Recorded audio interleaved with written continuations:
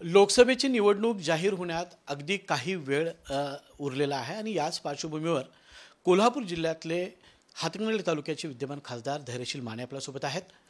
आपल्या केलेल्या कामांची माहिती देण्यासाठी आणि जनतेनं विचारलेल्या प्रश्नांची माहिती देण्यासाठी ते आपल्यासोबत आहेत. आपण त्यांच्याशी बातचीत करणार आहोत. साहेब, केवळ 1.5 दिवस शिल्लक आहे. लोकसभेची उमेदवारी आता जाहीर होईल, आचारसंहिता सुद्धा लागेल. अशा पार्श्वभूमीवर तुम्हाला काय वाटतं की शिवसेनेकडून पुन्हा तुम्हाला उमेदवारी मिळेल का? शिवसेना आणि त्याचा भगवा ध्वज घेऊन गेली 5 वर्ष मी तमाम माझ्या लोकसभा मतदारसंघातील गावागावापर्यंत विकासात्मक आणि रचनात्मक कामे केलेली आहेत. सन्माननीय बाळासाहेब ठाकरेंचे विचार आणि त्यांचे असणारे या ठिकाणी जे धोरण आहे ते सामान्य माणसापर्यंत राबवत अगदी अंगणवाडीपासून MIDC पर्यंतच्या विकासाला चालना देण्याचं काम मी खासदार म्हणून गेल्या 5 वर्षामध्ये केलं आणि मला निश्चितपणे खात्री आहे की आदरणीय एकनाथजी शिंदेसाहेब माझ्या सर्व कामाचा विचार करत याही वेळी मला या ठिकाणी उमेदवारी निश्चितपणे देतील आणि जनतेचा कौल हा विकासाच्या बाजूने असेल. सर्वसामान्य माणसाला खऱ्या अर्थानं लोकप्रतिनिधी अपेक्षित असतो, तो कामातला असला पाहिजे आणि कामं करायची असेल तर निश्चितपणे एका ठिकाणी राहून ती कामं होत नाहीत. राज्य आणि केंद्राच्या स्तरावर या ठिकाणी 500पेक्षा जास्त खासदार लोकसभेमध्ये काम करतात. 48 खासदार एका राज्यामध्ये आपले आहेत. 288पेक्षा जास्त आमदार या विधानसभेमध्ये काम करतात. या सगळ्यांमधनं खासदाराला त्या ठिकाणी वाटचाल करावी लागते आणि मी माझ्या मतदारसंघाला न्याय मिळवत देत असताना या सगळ्या पार्श्वभूमीवर अतिशय चांगल्या पद्धतीचा 8,200 कोटी रुपयाचा निधी आपण या ठिकाणी पाहिला असेल. प्रत्येक गावागावामध्ये छोट्या छोट्या गावांमध्ये वाड्या वस्त्यांपर्यंत पोहोचवण्याचा मी प्रयत्न केला आहे. 70 ते 80% मतदारसंघ यामधनं मी कव्हर करण्याचा प्रयत्न केला आहे. पहिले 3 वर्ष कोविडचं हे असल्यामुळे सर्व देशातल्या खासदारांचा निधी गोठवला होता आणि तो कोविडकडे वळवण्यात आला होता. तदनंतर जसं महाराष्ट्रामध्ये युतीचं शासन पुनर्प्रस्थापित झालं त्यानंतर मी माझ्या मतदारसंघामध्ये गती घेतली आणि 50-50 मॅच खेळायला गेलेल्या मुलाला अचानक पाऊस पडला आणि 20-20च खेळावी लागली. अशी परिस्थिती माझ्यासारख्या अनेक खासदारांची या ठिकाणी राज्यभरामध्ये झाली. पण तरीसुद्धा आजपर्यंतच्या इतिहासात हातकणंगले लोकसभा मतदारसंघात कधी नव्हता एवढा निधी मी गावागावापर्यंत या ठिकाणी नेला आहे आणि निश्चितपणे मला त्याचं समाधान आहे. ते करत असताना बऱ्याच अडचणींचा सामना करावा लागला, अडथळ्यांचा सामना करावा लागला. पण निश्चितपणे एकनाथजी शिंदेसाहेब, देवेंद्रजी फडणवीस साहेब आणि अजितदादांच्या माध्यमातून भरीव निधी माझ्या मतदारसंघामध्ये आलेला आहे. राज्यामध्ये महायुतीमध्ये अस्वस्थता असल्याचं आपल्याला जाणवतं. अनेक ठिकाणी सीट बदलण्यासाठी अनेक ठिकाणी अपेक्षित नसणारी नावं सुद्धा समोर येतात. अशा परिस्थितीवर तुम्हाला काय वाटतं? खरंच अस्वस्थता आहे की आणखी काय करणे? अस्वस्थता नाही, प्रत्येक पार्टी आपले विस्तार करण्याचा प्रयत्न करत असते आणि मित्रपक्ष असले तरीसुद्धा ते त्यांचा विस्तार करण्याचा प्रयत्न करत असतात. प्राप्त परिस्थितीमध्ये आम्ही अलायन्समधून एकत्र काम करतो आहे. भाजप शिवसेना हा एकत्रपणे पूर्वंपार असणारा मित्रपक्ष आहे. ही जी युती आहे ही एकनाथ शिंदे आणि देवेंद्र फडणवीसनी राज्यात केलेली युती नाही, ही बाळासाहेब ठाकरेंनी केलेली युती आहे आणि बाळासाहेबांनी ही विचाराची युती भाजपबरोबर त्या ठिकाणी केली. एक आयडिओलॉजिकल ज्याला आपण म्हणू अशा पद्धतीचं अलायन्स ह्या 2 पार्टींचं पूर्वंपार या ठिकाणी एका कॉमन बेसलाईनवर त्या ठिकाणी आहे आणि प्रोग्रेसिव्ह राज्य करण्याच्या दृष्टिकोनातून आज जे राज्य सरकार धोरणं आखतं आहे, केंद्र शासनाच्या माध्यमातून जे या ठिकाणी पॉलिसीज तयार केल्या जातात, डबल इंजिनचं सरकार ज्याला म्हणू अशा पद्धतीनं वेगवान दिशेनं धावण्याचा, महाराष्ट्राला प्रगतीच्या दिशेनं नेण्याचा संकल्प जो एकनाथ शिंदे साहेबांनी केला आहे, हे सर्व एकत्रपणे या ठिकाणी काम करून लोकांच्यापर्यंत ते पोहोचवत आहेत. अशा परिस्थितीमध्ये इलेक्शन जोपर्यंत क्लॅरिटी येत नाही तोपर्यंत अशा काही गोष्टी समोर येत असतात. काही इच्छा लोक व्यक्त करत असतात, काही वेळा नाराजी व्यक्त करत असतात, प्रोजेक्शन करत असतात स्वतःचं. पण हा तात्पुरता भाग असतो. ज्यावेळी इलेक्शनची क्लॅरिटी येते, उमेदवाराची स्पष्टता येते, त्यावेळी हे सगळे पार्टीज एकत्रपणे काम करतात आणि मोदीजींना केंद्रामध्ये पंतप्रधान करण्यासाठी एकत्रपणे एक दिलाने या ठिकाणी वाटचाल सुरू होते. खरं तर जागा वाटपासंदर्भात एक छोटंसं गणित असतं, साधं गणित असतं की विद्यमान जो खासदार असतो त्यालाच ती जागा जाते. आतापर्यंत चालत आलेलं हे गणित आहे. मात्र आता सध्या आपल्या मतदारसंघामध्ये भाजप 2 उमेदवारांच्या नावांची चाचपणी करत आहे. एकतर शौमिका महाडिक असतील किंवा आवाडे असतील. तर मग अशा पद्धतीचं तुम्हाला अडचणीत आणण्यासाठीचं ही रणनीती चालू आहे. या संदर्भात तुम्ही काय? नाही, भाजप असं एकाच मतदारसंघात नाही, देशातले 500पेक्षा जास्त जे मतदारसंघ आहेत सर्वत्रच 3-3 उमेदवारांची चाचणी करते. जिथं त्यांचे उमेदवार सुद्धा आहेत तिथं सुद्धा पॅरलली त्यांनी 2-3 उमेदवारांची पॅरलली चाचणी केली. त्यामध्ये जो सर्वे त्यांच्या दृष्टिकोनातून योग्य वाटतो, मग विद्यमानाचा असेल किंवा त्यांना एखादा पर्यायी चेहरा द्यायचा असेल, त्या पद्धतीनं देशभरातल्या सर्व मतदारसंघांमध्ये त्या ठिकाणी त्यांनी अशा पद्धतीची चाचणी केली. हे काय एका मतदारसंघापुरतं चाललेलं हे नाही. विद्यमान खासदाराचं खच्ची नाही, अजिबात नाही. विद्यमान खासदाराला सुद्धा आपण कुठं आहोत, काय केलं पाहिजे आणि काय करेक्शन्स केल्या पाहिजेत याच्या बाबतीतला आपल्याला सुद्धा क्लॅरिटी येते. आणि जे कोणी या ठिकाणी अलायन्स पक्षाचे या ठिकाणी मागत असतील, तो त्यांचा पक्षाचा अधिकार आहे. म्हणजे लोकशाहीमध्ये त्यांनी त्यांच्या पक्षाकडे मागितलं पाहिजे, नावं चर्चेमध्ये आली पाहिजेत, त्या चर्चेबद्दलीतले या ठिकाणी उहापोह झाला पाहिजे. तदनंतर ज्यावेळी एखादी अलायन्स झाल्यानंतर मग ज्यावेळी एक चेहरा फायनली पुढे येतो, त्यावेळी ही सगळेच टीम म्हणून या ठिकाणी काम करतात. आणि येणाऱ्या काळामध्ये आपल्याला हे सर्वत्र झालेलं दिसेल. BJP एका मतदारसंघापुरतं किंवा जिथं शिवसेनेचे खासदार आहेत तिथंच फक्त 2, 3 आणि 4ची चाचपणी करते असं नाही. जिथं BJPच्या कॅन्डिडेचर आहेत, जिथं BJPचे खासदार आहेत, तिथं सुद्धा पर्यायी 2-3 नावं त्यांनी डोळ्यासमोर ठेवली होती आणि ती चाचणी त्यांची ही एक प्रक्रियेचा भाग आहे. या सगळ्या प्रक्रियेमुळं सामान्य मतदार हा कन्फ्यूज होतोय, हे कळत नाही.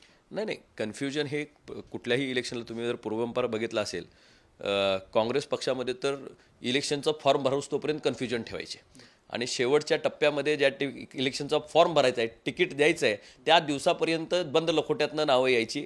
आज BJPनं त्यांची पहिली लिस्ट देशभरातली या ठिकाणी जाहीर केलेली आहे. उमेदवारी अजून त्या ठिकाणी आचारसंहिता लागण्यापूर्वीच त्यांच्या उमेदवारांची क्लॅरिटी त्या पद्धतीने. शिवसेना हा आज रिजनल पार्टी म्हणून या ठिकाणी काम करते, राष्ट्रीय पातळीवर या ठिकाणी एक्सपान्शन करण्याचा प्रयत्न करते. आम्ही निर्णय घेत असताना स्थानिक परिस्थितीचा अंदाज घेत, आता तुम्ही जर BJPनं जाहीर केलेल्या जागा बघितल्या असतील तर त्यातली एकही शिवसेनेच्या कोट्यातली त्यांनी जागा जाहीर केलेली नाही. निव्वळ ज्या BJPच्या कोट्यातल्या जागा होत्या त्याच त्यांनी त्या ठिकाणी जाहीर केल्या आणि मग त्यांना अपेक्षित असणारे उमेदवार त्यांनी त्यातली काही काटछाटी केली आणि काही नवीन चेहऱ्यांना ही संधी दिली. काही जुन्यांना सुद्धा या ठिकाणी, बहुतांश जुन्या लोकांना त्या ठिकाणी रिपीट करण्यात त्यांनी स्वारस्य दाखवलं. निश्चितपणे ज्या त्या पार्टीचा हा अजेंडा असतो आणि त्यांच्यापर्यंत ते काम करायचं असतं. माझी पार्टी शिवसेना म्हणून या ठिकाणी आमच्या लोकांची दररोज डायलॉगमध्ये आहे, त्या पद्धतीने या ठिकाणी काम चालू आहे. महायुती म्हणून एकसंघपणे लढणं आणि महाराष्ट्रामध्ये 48 खासदार निवडून कसे येतील हे पाहणं, हे एक टीमवर्कचा भाग आहे. त्यामुळे ही टीमवर्क करण्यासाठी म्हणून आमचे पक्ष एकत्रपणे एकमेकाच्या विचारानं काम करत आहेत. जनतेनं धैर्यशील मानेंना पुन्हा मतदान का करावं? धैर्यशील माने हा एक सामान्य कार्यकर्ता म्हणून माझा पिंड आहे. मी ग्रामपंचायत सदस्य, जिल्हा परिषद सदस्य, जिल्हा परिषद उपाध्यक्ष ते खासदार, हा जो प्रवास झाला आहे हा जडणघडणच माझी एक कार्यकर्ता म्हणून झालेली आहे. काम करत असताना प्रत्येक गावामधल्या उणिवा, त्याचे असणारे प्रश्न, त्या परिसराचा अभ्यास मी पूर्णपणे करून माझा डेमोग्राफिक अभ्यास माझ्या कृतीमध्ये या ठिकाणी कशा पद्धतीने आणता येईल याचा मी प्रामाणिक प्रयत्न केला. लोकसभा मतदारसंघातल्या वाड्या वस्त्यांच्या विकासापासून तर तिथं हातात रोजगार निर्माण करण्यापासून ते नॅशनल हायवेज निर्माण करण्यापर्यंत, पाणी पुरवठा योजना देण्यापासून ते अंगणवाडी ह्याच्यापर्यंत, नगरपालिकेच्या असणाऱ्या साध्याशा शाळा हायटेक करण्यापासून ते खऱ्या अर्थानं पंचगंगा प्रदूषणापर्यंत, येणाऱ्या महापुराला रोखण्यासाठी वर्ल्ड बँकेचा निधी आणण्यापासून ते खऱ्या अर्थानं ग्रामपंचायतीच्या जनसुविधेच्या स्मशानभूमीच्या निधीपर्यंत, या सगळ्याला स्पर्श करण्याचा एक कार्यकर्ता म्हणून प्रयत्न मी या ठिकाणी केला आहे. एकाच वेळी ज्यावेळी एखाद्या नवीन मुलावर घरची जबाबदारी पडते आणि अचानक सगळं खांद्यावर जो येऊन पडतं, तसं कोविडच्या काळामध्ये अचानक संकटाची मालिकाच या ठिकाणी सुरू झाली. महापुराचं संकट झालं, त्यानंतर कोण बनेगा मुख्यमंत्री हा चित्रपट 6 महिने चालला. मुख्यमंत्री होत असताना ज्यांच्याबरोबर आम्ही निवडून आलो होतो त्यांच्या विरोधात जाऊन सत्ता स्थापन करण्याची वेळ आली. ह्या सगळ्या उलथापालथीमध्ये लगेच कोरोनाचं संकट 6 महिन्यानंतर सुरू झालं आणि संपूर्ण देश आणि जग स्तब्ध झाला, अशी परिस्थिती झाली. माणसाचा माणसाशी संपर्क तुटला, ही परिस्थिती निर्माण झाली. यातनं केल्यानंतर माझ्या मतदारसंघाचा जो बॅकलॉग आहे, कामाचा बॅकलॉग आहे, याच्यासाठी मला प्रचंड धडपड करावी लागली. आणि मी कार्यकर्ता म्हणून ज्यावेळी तुमच्यावर खांद्यावर जो असतं घर चालवण्याचं, त्यावेळी घराकडं 4 पैसे जर चालवायचे असतील तर तुम्हाला बाहेर पडावं लागतं आणि 4 पैसे घराकडे पाठवावे लागतात. तीच परिस्थिती माझ्यावर होती की मतदारसंघामध्ये जर निधी आणायचा झाला तर युतीमधला हा जो या ठिकाणी आमचा पक्ष आहे, केंद्रामध्ये शासन आहे, राज्यामध्ये शासन आहे, दोन्हीही गतिशीलपणे पुढे नाही झाली आणि विकासाची गंगा माझ्या मतदारसंघात, त्यात कुठं बॅकलॉग राहू नये किंवा राष्ट्रीय प्रवाहामध्ये माझा मतदारसंघ राहावा याच्यासाठी मी कुठेही तडजोड केली नाही. मी माझ्या मतदारांशी प्रामाणिक राहिलो आहे. त्यांनी जे व्रत माझ्या खांद्यावर टाकलं होतं त्याच्याशी मी प्रामाणिक राहिलो आहे आणि मी त्यांचं माप त्यांच्या पदरामध्ये टाकण्याचा माझ्या परीनं या ठिकाणी प्रयत्न केला आहे. आजपर्यंतच्या इतिहासात जेवढा निधी आला नव्हता, प्रत्येक गावातल्या नागरिकांना ते तपासून पाहावं. धैर्यशील मानेने जी यादी जाहीर केली ती यादी प्रत्यक्षात गावात निधी आलाय की नाही, त्याचं काम चालू आहे की नाही, काम पूर्ण झालंय की नाही, ही सगळी माहिती जी मी या ठिकाणी छाती ठोकपणे सांगतोय. तितका निधी 8,200 कोटी रुपयाचा मागच्या 4 महिन्यापर्यंत होता. आता त्याच्यामध्ये वाढ ह्या गेल्या 3-4 महिन्यामध्ये मी या ठिकाणी केली आहे. निश्चितच कामाच्या जोरावर, विकासाच्या जोरावर मी माझ्या मतदारसंघामध्ये माझं नेतृत्व परत पुनर्स्थापित करण्यासाठी उभा आहे आणि माझ्या जनतेला माझं आव्हान राहील की आपण योग्यतेला या ठिकाणी न्याय द्यावा. जी काम करतोय त्याच्या पाठीशी आपण राहावं ही माझी विनंती राहील. पुन्हा या निवडणुकीमध्ये राजू शेट्टी विरुद्ध किंवा त्यांच्यासमोर धैर्यशील माने आहेत. वंचित बहुजनचं पुन्हा आव्हान आहे आणि पुन्हा प्रतिस्पर्धी म्हणून भाजपनं काही नावं समोर आणलेली आहेत. तुम्हाला कुणाचं आव्हान वाटतं या सगळ्या प्रकारे? नाही, मी आपल्याला सांगू इच्छितो की राजू शेट्टी साहेब हे माझे पारंपरिक प्रतिस्पर्धी आहेत. म्हणजे आईंच्यापासून त्यांचं ते माझ्यापर्यंत आमची स्पर्धा ही राजकीयदृष्ट्या त्या ठिकाणी चालूच आहे. पण त्यांची जी भूमिका बदलण्याची पद्धत आहे, दरवेळी ते वेगळ्या भूमिकेमध्ये जातात. आत्तासुद्धा एका बाजूला ते महाविकास आघाडीमध्ये मी जाणार नाही या ठिकाणी म्हणतात आणि दुसऱ्या बाजूला संजय राऊतांशी चर्चा करायला कशाला जातात. हा प्रश्न यक्ष प्रश्न आहे की तुम्ही एका बाजूला मी माझी वाट चालले, कोणी मला पाठिंबा द्यायचा तर द्यावा, दुसऱ्या बाजूला महाविकास आघाडीचा पाठिंबाही त्यांना अपेक्षित असतो. इथं कोणी दुसरा उमेदवार उभे करू नयेत याचीही ते या ठिकाणी खबरदारी घेण्यासाठी प्रयत्न करतायत. दुसऱ्या बाजूला BJPच्या काही वरिष्ठ नेत्यांशी जाऊन चर्चा करतायत की यदा कदाचित मी जर निवडून आलो तर मी तुमचाच आहे. म्हणजे दोन्ही दगडावर हात ठेवत खऱ्या अर्थानं आपली राजकीय पोळी भाजायचा प्रयत्न एक त्या ठिकाणी त्यांच्या परीनं ते त्या ठिकाणी करतायत. आता शिवसेना, जुना जो शिवसेना होता, आता उद्धव बाळासाहेब ठाकरे गट हा सुद्धा हुशार आहेत. त्यांनाही माहिती आहे की नेमकं हे मागच्या वेळी त्यांच्याबरोबर राहिले होते आणि परत या ठिकाणी ते फितूर होऊन दुसरीकडे गेले. आज त्यांच्या कळपात येऊन मतं घ्यायची आणि नंतर मग जर दुसरीकडेच जाणार असतील तर मग यांना मतं का द्यायची आणि हे का करायचं, थोडं प्रमोट का करायचं, ह्या भूमिकेतनं कालच बैठक आपण या ठिकाणी झालेली बघितली असेल की इथल्या असणाऱ्या उभाटा गटानं त्यांना विरोध केला आहे. उमेदवारी द्यायची झाली तर चिन्हावर द्यावी अशा पद्धतीचा आग्रह या ठिकाणी शिवसैनिकांनी धरला. याचं कारणच ते आहे की त्यांच्या विश्वासार्हतेला कुठेही या ठिकाणी जागा नाही. सातत्यानं ते भूमिका बदलत राहतात आणि दरवेळी नवीन भूमिकेमध्ये येतात. त्यामुळं आज तो निर्णय मी घेऊ शकत नाही. तो निर्णय त्यांना जे पॉलिसी आखायची आहे ती त्या पद्धतीने जाऊ शकतील. पण आज त्यांची बाकी मी निश्चितपणे सांगेन की एक राजकारणी म्हणून त्यांची क्लॅरिटी नाही आहे की नेमकं कुठल्या दिशेनं या ठिकाणी जायचं याच्या बाबतीत त्यांची क्लॅरिटी नाही आणि सातत्यानं भूमिका बदलल्यामुळं कुणाचा विश्वास नाही आहे. म्हणजे जनतेला अंधारात ठेवतायत, त्यांची फसवणूक करतायत असं तुम्हाला म्हणायचं? नाही, आज आपण डोळ्यानं पाहताय. म्हणजे एका बाजूला ते एकला चरोरीचं बोलतायत, दुसऱ्या बाजूला संजय राऊतांशी चर्चा करण्यासाठी या ठिकाणी जात आहेत. हे नेमकं कशाचं ज्योतक आहे? परवाच ते उद्धव साहेबांना जाऊन भेटून आले. दुसऱ्या बाजूला भाजपच्या लोकांशी इंटरनली या ठिकाणी चर्चा करतायत. मला भाजपची ऑफर आहे म्हणून त्या ठिकाणी सांगतायत. हे नेमकं तुम्हाला भासवायचं काय? जर तुमची एकट्याची वाट ठरलेली असेल, तुम्हाला कुठल्याही वाटेला जायचं नसेल तर तुमच्या फोकस्ड वाटेनं तुम्ही जाऊ शकता आणि मग कोण काय म्हणतंय, कोण काय उभा करतंय, कोण नाही करत याच्या बाबतीत तुम्हाला चिंता करायचं कारण नसतं. पण ही एक स्ट्रॅटर्जी आहे. हे दाखवण्याचे दात वेगळे आणि खाण्याचे दात वेगळे आहे. त्यांची आधीपासूनची स्ट्रॅटर्जी आहे. हे भुलवत आणि झुलवत ठेवत लोकांना खऱ्या अर्थानं भ्रमित करायचं आणि आपला मार्गक्रमण करत असताना दोन्हीकडचा फायदा कसा मिळवता येईल आणि आपण बाकी वेगळ्या पद्धतीनं या ठिकाणी पुढं कसं जाता येईल याचा प्रयत्न ते या ठिकाणी करतायत. पण लोक आता राजकारणात फार हुशार झालेत. त्यांना हे सगळं समजायला लागलं आहे, आतलं काय बाहेरचं काय. आणि मीडिया अतिशय जागरूक आहे. त्यांची एखादी मुवमेंट लगेच कॅप्चर होते आणि लगेच माझी असेल किंवा त्यांची असेल लगेच कॅप्चर होते आणि त्याच्यावर चर्चा चालू होते. निश्चितपणे मला खात्री आहे की काही दिवसांमध्ये याची क्लॅरिटी आपल्याला येईल. दोन्ही दगडावर हात ठेवणाऱ्याचे नाव बुडलेल्याचं आपण कायमपणे या ठिकाणी पाहताय. आज पण तेच प्रयोग करतायत की दोघांनाही खेळवण्याचा प्रयत्न ते एका बाजूला करतायत. निश्चितच मी एकाच पक्षाचा उमेदवार आहे. मी शिवसेना पक्षाचा उमेदवार आहे. धनुष्यबाण नावाखाली या ठिकाणी लढण्यासाठी उभा आहे. एकनाथ शिंदे हे माझे नेते आहेत हे मी स्पष्टपणे या ठिकाणी सांगतो आणि त्या दिशेनं माझी वाटचाल त्या ठिकाणी सुरू आहे. माझ्या मतामध्ये कुठं कन्फ्युजन नाही, माझ्या विचारामध्ये कुठं कन्फ्युजन नाही, माझ्या धोरणामध्ये माझ्या कामामध्ये कुठं कन्फ्युजन नाही. मी कन्फ्यूज माइंड ऑफ स्टेटमध्ये नाही. पण आणि राजकीय स्वार्थापेक्षा लोकांच्या हितासाठी म्हणून जे राजकीय निर्णय घ्यावे लागतात ते निर्णय मी माझ्या राजकीय आयुष्यामध्ये घेतलेत आणि मला निश्चितपणे खात्री आहे जनहित हे जो माणूस पहिला ठेवत असतो तिथं स्व राहत नाही. आज स्वतःभोवती ती स्वाभिमानी संघटना नसून ती स्वतःभोवतीची संघटना आहे आणि ती स्वतःभोवतीची संघटना ते स्वतःसाठी वापरतायत, राजकीय हेतूनं वापरतायत. निश्चितपणे हे जे उपक्रम आहे हे जनता जाणते. एका वाक्यात शेवटचं उत्तर, तुम्हाला आव्हान वाटतं का? नाही, मी खरं सांगेन की काही वेळा आपण काम करत राहतो, एखादा माणूस काम करत राहतो आणि आई वडील म्हणून सुद्धा घरात आपण नसतो बऱ्याच वेळा आणि मुलांना असं वाटतं की वडील घरात कुठं असतात, सगळं जे घर आहे ते सारखं वडिलांचं बाहेर आहे.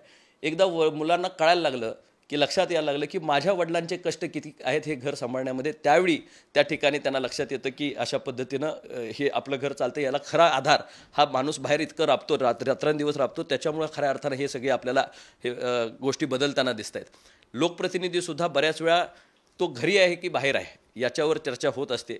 घरी बसणारा लोकप्रतिनिधी काम करू शकत नाही. निव्वळ तुमची भेटगाठ घेतली, तुम्ही कसे आहात काय आहात याची फक्त विचारपूस केली म्हणजे आमूलाग्र बदल मतदारसंघामध्ये येऊ शकत नाही. त्याला कष्ट करावे लागतील. बाय डिझाईन काही या ठिकाणी ओरिएंटेशन असं ठेवावं लागेल की ज्याच्यामधनं विकासात्मक आणि रचनात्मक फुटफॉल आपल्या मतदारसंघामध्ये कशा पद्धतीने येईल. मी प्रयत्न केला आहे की पुढच्या पिढीची या ठिकाणी रोडमॅप तयार व्हावा, या मतदारसंघाला एका वेगळ्या उंचीवर नेऊन ठेवावं. आपण नितीन गडकरींचा कार्यक्रम बघितला असेल, ड्रायपोर्टपासून ते वेगवेगळ्या उपक्रमांना मी या ठिकाणी हे केलं आहे. टेक्स्टाईलची इंडस्ट्री परत ऊर्जित अवस्था येण्यासाठी त्याला लाईट बिलामध्ये सवलतीचा कालच निर्णय आपण या ठिकाणी राज्य शासनानं झालेला पारित पाहिला असेल. ह्या सगळ्या अपॉर्च्युनिटीज आपल्याकडे कशा पद्धतीने येईल, टेक्स्टाईलपासून कृषी उद्योगापासून ते FRP वाढण्यापर्यंतचा मी आवाज लोकसभेमध्ये या ठिकाणी शेतकऱ्यांचा उठवला आहे. त्याचबरोबर 50,000ची जी माफी आहे ती सामान्य शेतकऱ्याला मिळावी याच्यासाठी मी जो पहिला पाठिंबा देणारा खासदार एकनाथ शिंदे नाही, तो ह्या मुद्द्यावर देणारा खासदार आहे. आणि त्या पद्धतीनं माझ्याकडे, कारण प्रामाणिक शेतकरी जो कर्ज फेडतो तो इकडच्या भागामध्ये फार मोठ्या प्रमाणात आहे. हातकणंगले, शिरोळ असेल किंवा कोल्हापूर जिल्ह्यामधला, सांगली जिल्ह्यामधला शेतकरी हा प्रामाणिकपणे कर्जफेड करणार आहे आणि त्याची पोचपावती त्याला मिळावी याच्यासाठी प्रयत्न करणारा मी खासदार आहे. निश्चितपणे मी कधीही एखाद्या गोष्टीसाठी लोकांना आंदोलनच करायला लागू नये याच्यासाठी माझा प्रयत्न त्या ठिकाणी असतो. आंदोलनातनं माझी राजकीय पोळी भाजायचा मी कधी प्रयत्न केलेला नाही. मी सातत्यानं लोकजीवनामध्ये त्यांच्या कामासाठी येणारा एक या ठिकाणी कार्यकर्ता म्हणून काम करत राहिलो. 2024ला खासदार आपणच असणार. 1001%. माझ्या मनातल्या ज्या या ठिकाणी संकल्पना आहेत त्या मी आत्ता सुरुवात केली. आत्ता मी त्याचा रोडमॅप ठेवला आहे आणि संकल्पपूर्ती व्हायला अजून काही या ठिकाणी वेळ असतो. लगेच लहान बाळ लगेच चालायला आणि पळायला त्या ठिकाणी लागत नाही. 3 वर्ष जर माझी कोविड आणि ह्याच्यामध्ये पुरामध्ये जर या ठिकाणी गेली असतील तर मी जे विजन बाळगलं आहे, जे मी आत्ता ड्रॉइंग काढलं आहे, त्याला रंग भरण्यामध्ये काही या ठिकाणी वेळ लागतो आहे. पण ज्यावेळी रंग भरलेला संपूर्ण या ठिकाणी चित्र डोळ्यासमोर येईल त्यावेळी निश्चितपणे माझ्या मतदारसंघातल्या आम जनतेला सुद्धा लक्षात येईल की खासदार नेमकं काय कामासाठी असतो, खासदार हा कशा पद्धतीनं काम करू शकतो, हा पॉलिसी मेकिंगमध्ये असणार आणि त्या पॉलिसीजचा फायदा आपल्या मतदारसंघामध्ये कसा असू शकतो याचं उदाहरण निश्चितपणे मी माझ्या मतदारसंघामध्ये घालून देईन. मतदारसंघाच्या इतिहासामध्ये कधी नव्हे एवढा निधी आणलेला आहे आणि तो लोकांपर्यंत, खेडोपाड्यांपर्यंत पोहोचलेला आहे. मी केलेल्या कामाच्या जोरावर पुन्हा मी 1001% पुन्हा मीच खासदार होणार अशी प्रतिक्रिया विद्यमान खासदार धैर्यशील माने यांनी दिलेली आहे. कॅमेरामॅन सचिन सावंत सोबत मी रणजित माझगावकर, साम TV. देश विदेशातील प्रत्येक घडामोडींचे लाईव्ह अपडेट मिळवण्यासाठी आता साम टीव्हीच्या सर्व सोशल मीडिया प्लॅटफॉर्मला लाईक, फॉलो आणि सबस्क्राईब करा. तसंच सर्व नोटिफिकेशनसाठी बेल आयकॉन प्रेस करायला विसरू नका.